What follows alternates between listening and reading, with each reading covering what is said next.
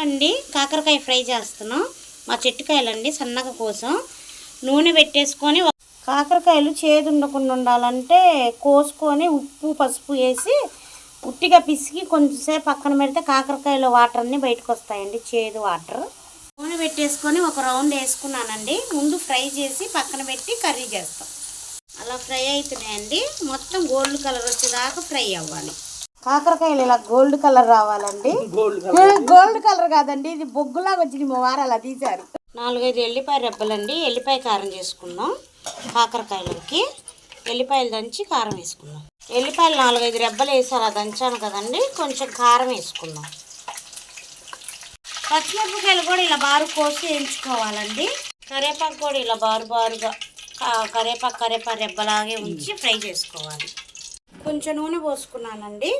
ఇప్పుడేమో తాలింపు వేసుకున్నాం. కాకరకాయ అన్నీ ఫ్రై చేసుకున్నాం కదా, తాలింపు వేసుకున్నాం. ఆవాలు,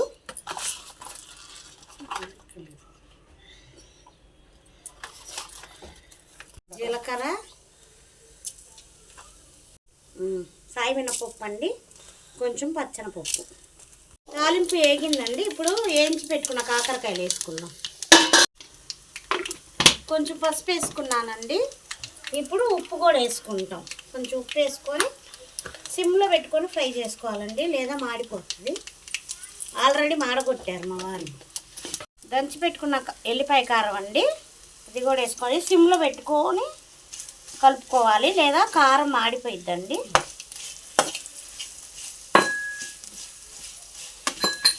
చూసారండి మా కాకరకాయ ఫ్రై ఎంత బాగుందో. చూస్తుంటే నోట్లో నీళ్ళు ఊరుతుందండి. ఇవాళ నేను వాయిస్ చెప్పా, మా వారు చేశారు ప్రాసెస్ అంతా.